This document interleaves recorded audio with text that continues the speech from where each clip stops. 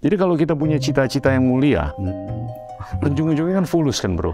Iya, dan luasnya nggak. Nah, kita semua harus mikir nih gimana untuk meningkatin uang beredar. Supaya nation building itu benar-benar bisa terjadi. Bukan hanya dalam konteks pembangunan infrastruktur yang keras, tapi infrastruktur yang lunak. Jadi nggak ada tuh negara miskin yang punya sistem pendidikan hebat, itu nggak ada di dunia. Jadi semua tuh sama GDP per kapita korelasinya sangat tinggi. It helps to have money. If and when you need to propagate certain values to others. It doesn't help if you don't have any money.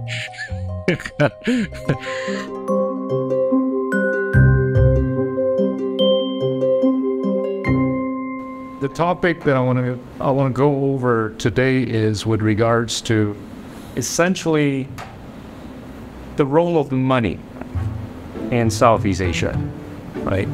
And when one thinks and talks about Southeast Asia, it's essentially a region of peace and stability for a long time. We've got a pretty strong DNA to be peaceful and stable. More than 9 million people have died because of hostilities or rivalries. Compare that what we might have seen in Europe over the first 2 world wars in a period of 30 to 40 years. Very different figure.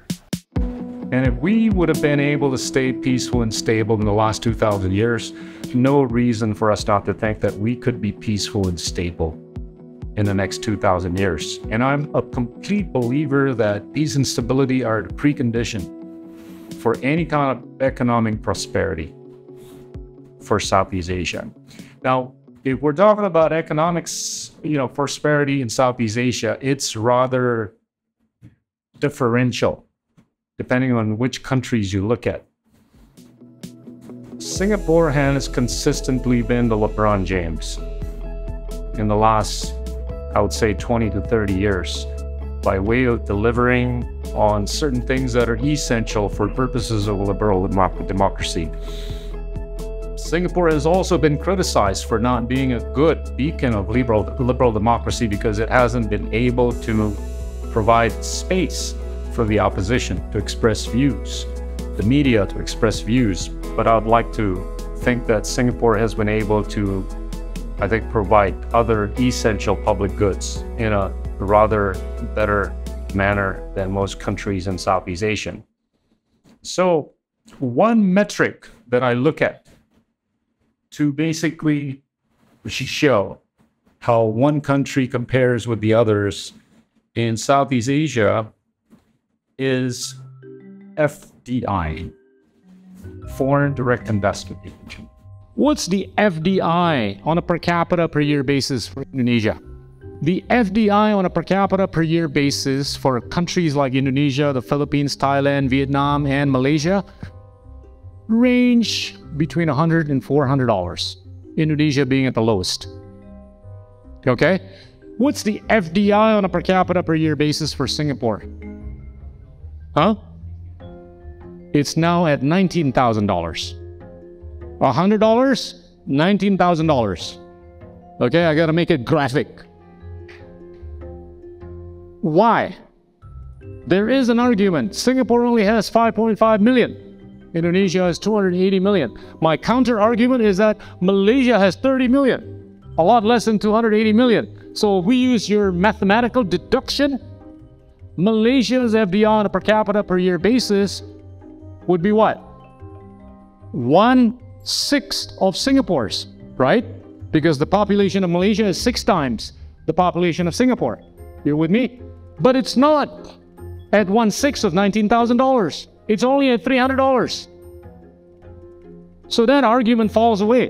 One would think that the attraction of capital into a country would hinge on what sort of ideology that country embraces, whether or not that country has natural resources, whether that country is geographically located in a good way. But I begin to think and hypothesize that those variables matter, but they don't matter. What matters most is the rules are being enforced. The enforceability of rules and regulations, I think, is most important. Akibat rule of law yang jelas, kepastian juga jadi tinggi, sehingga hitung-hitungan saya bisa saya jadikan basis untuk mengambil keputusan. You have to have predictability if you want to thrive as an economy. So talk about rule of law, right? You're going to revert back to the liberal part of liberal democracy and establish the legal setup. Go back to what you used to have on that front. That's what democracy means, interpreted in that way. Singapore consistently positions itself as a nation of law, whereas the others as nations of lawyers. That subtle distinction makes a difference between $100 and $19,000. So, as much as it sounds really bad, but it seems very obvious what we could do in the Philippines, what we could do in Thailand, what we could do in Malaysia, what we could do in Indonesia, what we could do in other places. The reason why rule of law is working seemingly a little bit better than in Singapore, better than others, is that there is a much better intersection between talent and power, right? As a result of which the institutions become more inclusive. The institutional building is a lot more sustainable than some others.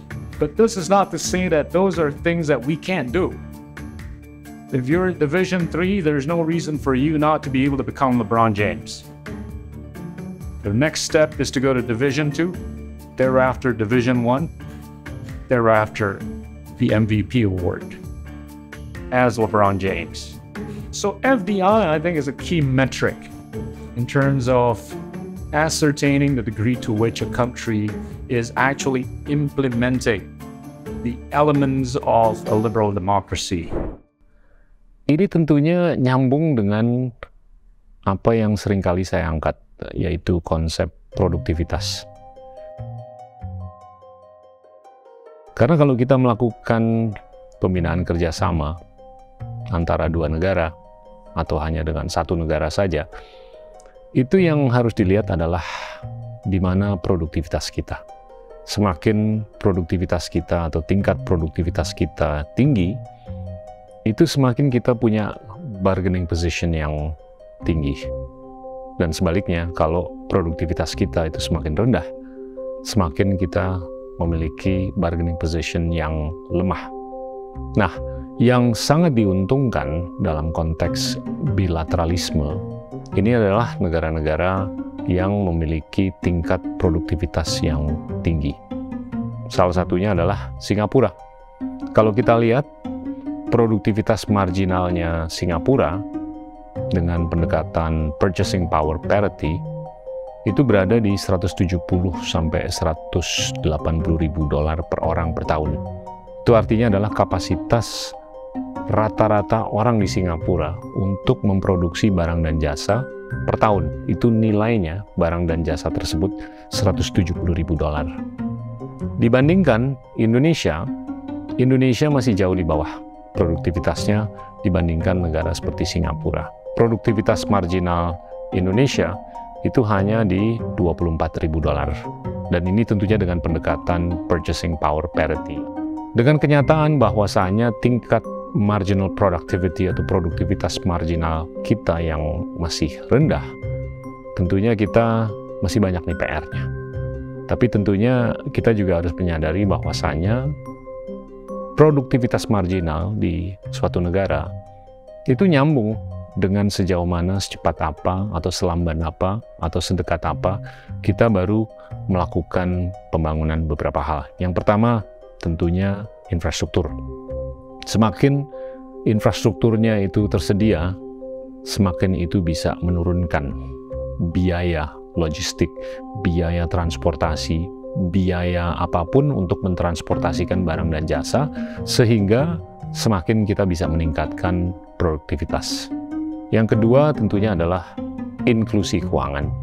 Semakin masyarakat luas di suatu negara itu masuk dalam bungkusan inklusi keuangan, semakin mereka itu memiliki akses ke modal. Dan semakin mereka memiliki akses ke modal, tentunya semakin suku bunga itu rendah. Dan yang ketiga tentunya adalah pendidikan. Semakin masyarakat luas di suatu negara itu memiliki pendidikan, semakin mereka bisa melakukan training dan peningkatan sumber daya manusia agar mereka bisa memproduksi barang dan jasa dengan efisiensi dan efektivitas yang lebih tinggi, sehingga tentunya produktivitas itu semakin tinggi. Saya tuh mendambakan masa depan di mana kita tuh benar-benar bisa menunjukkan produktivitas yang maksimal. Ya kan? Kita nggak akan bisa meningkatkan produktivitas tanpa fokus ke STEM. Ya. Karena STEM itu yang nyata bisa meningkatkan produktivitas bangsa manapun. Ya kan? Dan kalau menurut saya, ini investasi untuk kepentingan pengetahuan STEM ini harus dilakukan secara masif ke depan. Fokusnya sekarang di universitas sebenarnya. Ya sudah mulai ada kampus merdeka segala macam. Practical STEM related education. Banyak private company diajak seperti kami, Google segala macam untuk mengajar. Baik sekali, hasilnya baik sekali. Tapi kan ini kan kita ngomongin cohorts. Ini university. Harus juga ada yang nangkep.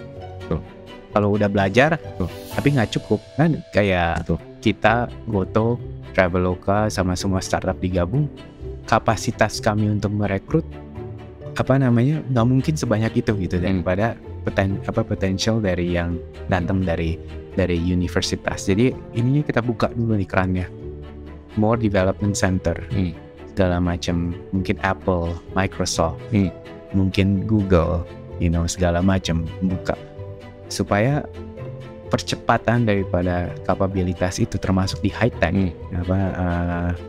itu bisa dikembangkan cepat. Ini ada peluang emas untuk Asia Tenggara, khususnya Indonesia, untuk bisa tumbuh jauh lebih besar daripada 3 kali lipat PDB per orangnya 30 tahun ke depan. Apalagi dengan use case yang keren banget untuk kepentingan peningkatan produktivitas yang berkorelasi dengan pendidikan di 3 sektor yang nyata deh. Salah satunya tentunya marketplace yang you were there previously, 2 jasa keuangan, 3 aviasi. Dari situ aja kita bisa ngelihat nih, dengan low tech aja, dengan enabling dari low tech aja, ini udah bisa digenjot nih produktivitas. Apalagi dengan high tech yang inevitably bakal kejadian dalam 5 atau 10 tahun ke depan. Terus apalagi kalau kejadian dengan sektor-sektor lainnya, pertanian kayak, pendidikan kayak, kesehatan kayak, pariwisata kayak, properti dan lain-lain. Ini gila loh peluangnya untuk anak-anak muda ke depan. Dan ini kan harus dikeroyokin nih dari sisi pendidikan, dari sisi pembangunan infrastruktur dan lain-lain. Penting juga bahwa lebih ada strukturisasi, jadi kayak kurikulum-kurikulum yang mungkin jauh lebih meningkatkan interest di science dan teknologi ya, karena kayaknya jumlah S3 di Indonesia jauh lebih kurang, dan mungkin juga hal ini disebabkan karena nggak ada kerjaan, tidak ada lapangan kerja kan untuk mereka juga. Jadi I think we use this so many times, but it's a self-fulfilling prophecy. Kayak karena nggak ada kerjaan di sana ya ngapain belajar untuk itu kan. Tapi I think mungkin masih kurang juga kalau dari segi S3 di STEM, kayaknya itu masih kurang yang namanya pengetahuan orang bahwa apa sih yang bisa dikerjakan sebagai orang yang menelusuri S3 untuk topik STEM, dan kamu bisa apa aja. Tapi itu kayaknya masih belum tersebar luaskan. Kita ketinggalan ini kan, satu definitely dari segi pendidikan, when you give them education, pelatihan, pendampingan, it's tremendous impact begitu mereka bisa lebih produktif gitu. Dan technology plays such a huge role. Jadi gimana caranya, challenge-nya me-convert yang tadinya anekdotal, ad hoc, dan belum sistemik ini menjadi institutionalized.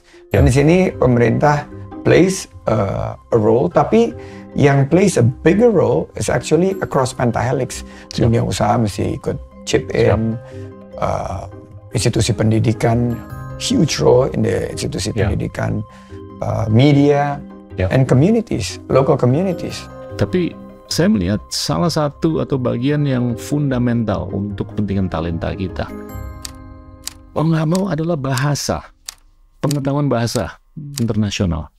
Karena selama di dalam negeri duitnya terbatas, mau nggak mau harus nyari duit di luar. Betul. Untuk nyari duit di luar nggak bisa dengan bahasa Jawa. Oke. Iya kan? Yes. Mau nggak mau harus dengan bahasa internasional. Betul. Nah ini saya melihat secara vokasi orang bisa di Qatar dalam 2-3 bulan tiba-tiba dia bisa conversational. Nah kalau itu bisa, ngebayang nggak kalau 100 juta orang Indonesia bisa bahasa asing? Apakah itu bahasa Mandarin kayak, bahasa Inggris kayak, bahasa Jepang kayak, terbang kita. Do you know how many people speak English in Indonesia? Less than 5% of our population. Do you know how many people have passports in Indonesia? I would speculate around 5%. Imagine if we have 100 million people in Indonesia being able to speak Mandarin or English or Japanese or French or Spanish or Italian. Can you imagine that? We will be better than the Philippines. We will be LeBron James. And it's easy to do. You know why it's easy to do? It's actually low-hanging fruit. After I thought about this, I've seen it with my own eyes, how we could transform somebody in Pulau Rote, in Flores, to be able to speak English in 3 months. And after 3 months, not only could he speak English, he could get a job as a concierge at a 3-star hotel. And by then, he was able to basically not only get a job, he was able to put food on the table for 6 members of his family, his wife and 4 kids. That's the first product. You know what the byproduct is? He feels like he's Captain America. I swear to God, man. I swear to God. 3 months ago, he didn't think he was going to be able to do anything like this, anything close to this. And then after 3 months, he could put food on the table, and now he says, I can break any barrier. So I think what the Indonesians need is the possibility of breaking down barriers, right? You gotta put the propensity to imagine as the main agenda item, as a human being, as a citizen. If we want to enrich the sovereignty of our nation.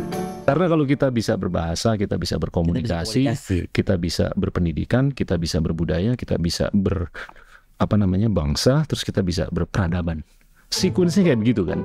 Tapi kalau kita nggak bisa berbahasa, ujungnya ini sulit nih. Karena peradaban tuh termanifestasi dalam banyak hal yang udah diartikulasikan selama ini. Kedepan, kita tentunya untuk meningkatkan produktivitas atau produktivitas marginal, yang paling dibutuhkan itu adalah duit atau fulus atau modal. Namun apapun sistem yang kita terapkan ada prasyarat. Siap. Prasyaratnya itu tidak ada korupsi, tidak ada moral hazard. Itu sebetulnya ujung-ujungnya berkorelasi dengan keseimbangan antara power dan talenta. Seringkali kita melihat orang yang diberikan power secara formal, tapi dia nggak diberkahi dengan talenta. Dan di lain waktu kita melihat ada orang yang berbakat, yang semestinya dia bisa memimpin, tapi dia nggak diberkahi dengan power. Having said that, I think the onus is upon us also to fix our system. But there is a structural impediment here, in the sense that in the era of post-truth, it's become so tough to align power and talent. At the rate that people attain a position of leadership in anything through sensationalization as opposed to intellectualization. Problema kita itu sebenarnya salah satu yang paling utama, orang-orang yang berada di posisi yang dilihat orang banyak tidak mencerminkan sesuatu yang baik, gitu. Kita lihat foya-foya, kita lihat penyelewengan, itu dilakukan oleh orang-orang yang mestinya menjadi contoh. Orang-orang yang baik-baik seringkali terpinggirkan, sehingga manusia lebih cenderung memilih yang menyenangkan walaupun akibatnya parah. I think it's become a commonplace that the wrong people go into politics because the incentives are so skewed. I'll tell a story about a good friend of mine who rose to a position of considerable prominence in a European country. And I remember, I think it was at his wife's 50th birthday party, she complained, "You're never home, we never have a vacation, the money's terrible, you're constantly attacked in the press." And he said, "You see how good power is, that I would be willing to put up with all that to have it." That's, I think, a very good comment on politics in the 21st century. As a vocation, and it becomes a vocation for people, they leave college and they go straight into politics. It has very poor financial rewards. It involves a great deal of disruption to one's private life, if indeed one is left with a private life at all. And so you would only do it if you really liked power. That is a different dynamic from, let us say, the 19th century dynamic, when people went into public life with an ethic of service, often having considerable material comfort already, or if they didn't have that, went into politics because they had a powerful moral impulse to make the world a better place. Jadi harus ada kesadaran semua tokoh-tokoh yang bersedia dipercaya jadi pemimpin untuk memiliki jangkauan berpikir jauh ke depan, lalu melakukan transformasi, bukan to serve and to deal with personal interest. Jadi bukan untuk self-dealing, self-serving, tapi caring, sharing, and giving to the country, to the nation. Ini yang kita perlukan. Jadi kalau kerja pemimpin di pemimpin yang di zaman kita ini sebenarnya kan based on service, kalau saya pikir ya. Tapi bagaimana dia bisa melakukan pelayanan kalau dia tidak memahami apa yang harus dia kerjakan, tupoksinya apa, dan misalnya dia itu tidak memiliki bacaan yang cukup, itu mustahil.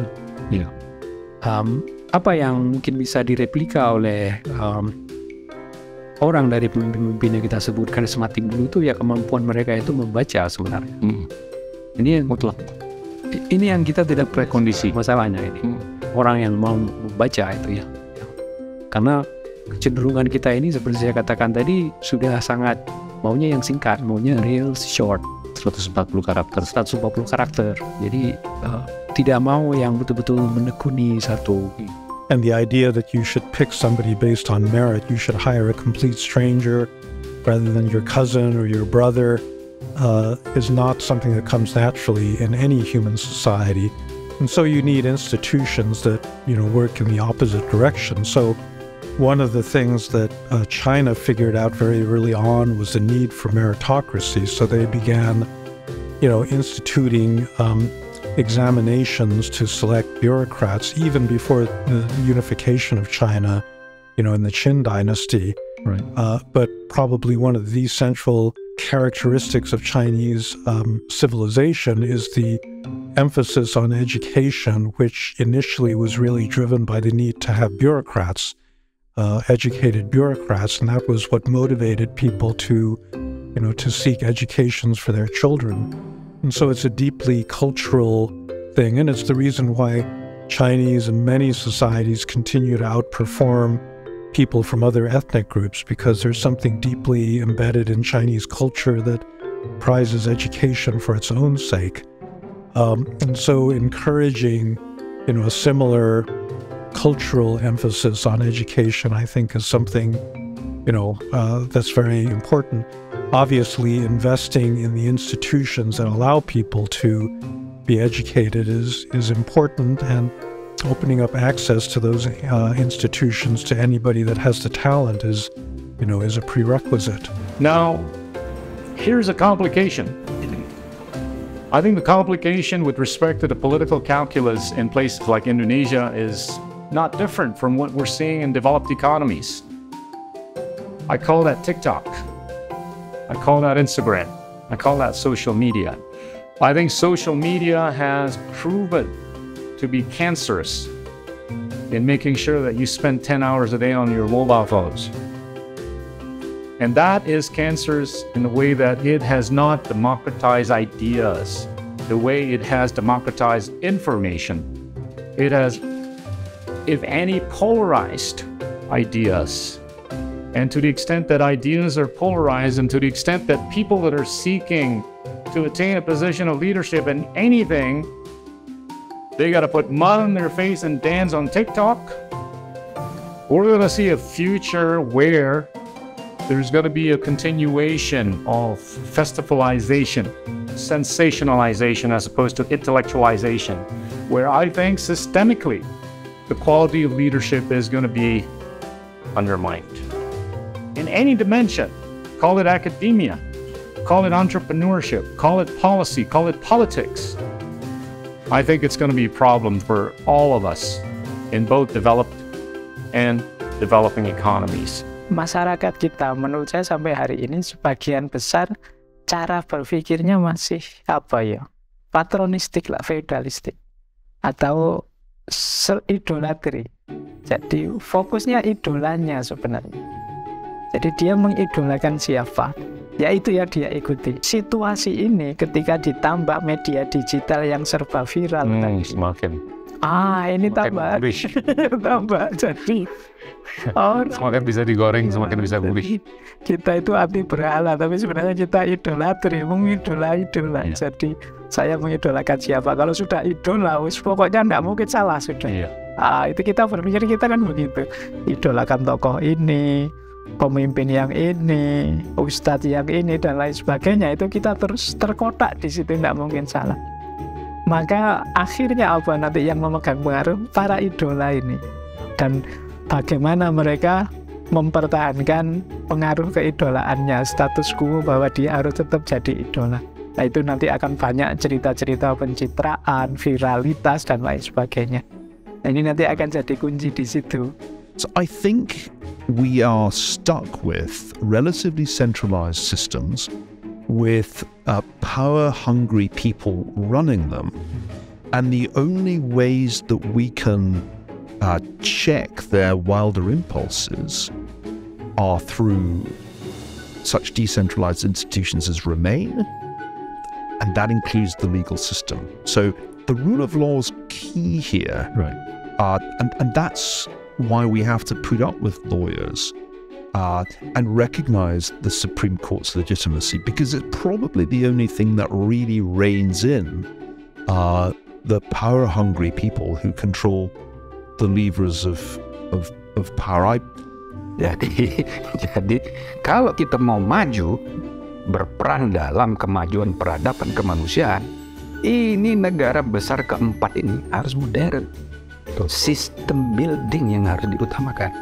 Orang itu kan datang dan pergi, sistemnya itu yang ajak. Nah, marilah kita sistem building. Tugas kepemimpinan itu sistem building. Yang kedua communicator, yang ketiga role model. 3 ini aja, nggak banyak-banyak. Gitu loh, yang lain tuh tambahan-tambahan dulu, Pak.